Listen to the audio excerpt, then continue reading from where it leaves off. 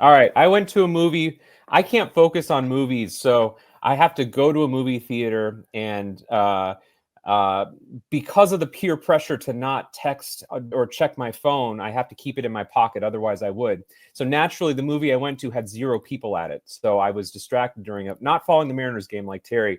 It's the movie I saw is called La Cocina, and first of all, it's never a good sign when you go to a movie theater and the guy selling the ticket doesn't know the movie's playing there.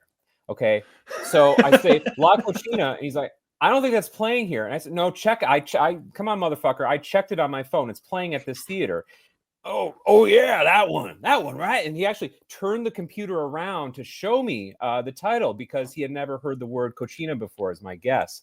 Anyway, La Cocina, which translates to the kitchen, is the latest film by a director named Alfonso Ruizpalacios, and it is an adaptation of a stage play called The Kitchen, which was written in 1957. This is a modern-day adaptation of this stage play. It is an entirely black and white film that takes place at a high-end restaurant in Manhattan at Times Square. The opening of the movie has this really nice monologue about the meaning of Times Square. The movie's shot in this kind of interesting 4:3 aspect ratio. It does a few visual things with color here and there, but for the most part, it's in black and white. The main character of the movie is named Pedro. He's played by Raul Briones, and he is one of the chefs there. We also get introduced to 2 other important characters, 2 other important women in the story. Julia, who is his girlfriend, and she's played by Rooney Mara. And Estella, Ana Diaz, played by Ana Diaz, who is at her first day on the job. So first, I'll just start out my appetizer to this film, if you will, is that this movie is a lot like an art house version of an extended episode of The Bear. It is very much like the backstage, kitchen of all these very hectic and very tumultuous people who are in a hurry to get their food out, and there's lots of egos and lots of shoving, lots of name calling. At one point, there's $800 that's missing from the till, and so this guy goes around kind of, basically trying to get a confession out of everybody. At one point, the kitchen actually floods because one of the fountain drinks will not stop running. There are fist fights.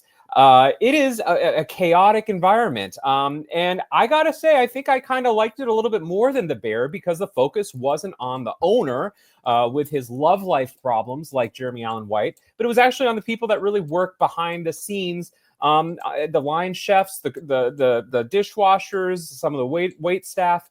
And that was interesting. I went into this movie I was going to go see that Cillian Murphy Irish movie.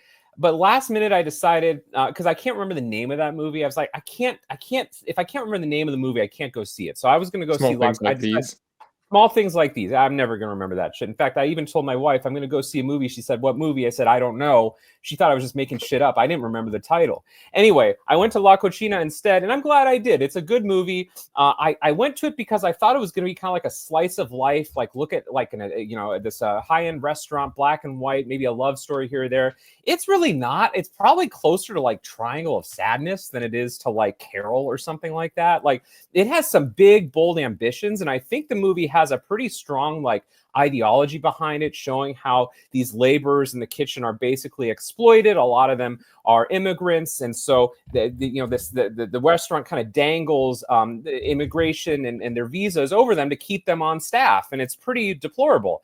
The movie's interesting. I don't know. It's a little bit all over the place, but I enjoyed it. It's a pretty interesting experiment with some really strong performances. If you like The Bear, but actually want to see like a movie, I'd encourage you to see it. Like I said, no one in the audience, so I was checking the Chiefs score here and there, but I gotta say it was an enjoyable experience, and I give it 3 stars. You might have to remind the concession man that it's playing at your local theater if you go and see it, though.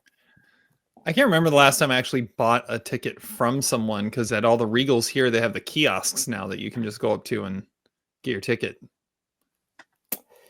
Yes, well, and of course, we use the Regal app, but this theater, I went kind of early in the morning. It was the AMC Barrywoods. Shout out to Barrywoods, AMC 24, right out by the airport. And I was literally one of 2 people at the whole theater. So had I had, and the AMC's kiosk, you guys don't do AMC, but the kiosks at AMC in particular are pretty shitty. So I was very relieved to see the concession guy there, even in spite of his ignorance at the movies that were playing in his own theater. Yeah, Very La nice. Cucina I had on my Oscar predictions last year, and it evidently got delayed a year. So I had it like nominated for actor and adapted screenplay, or at least on the long list. So it's good to know that it actually exists and didn't just disappear forever.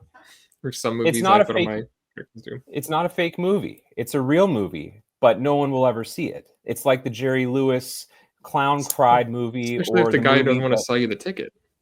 Yeah, exactly. It's like, come on, I know what I'm talking about here. I don't want to argue with you. I want to give you my money, but so be it.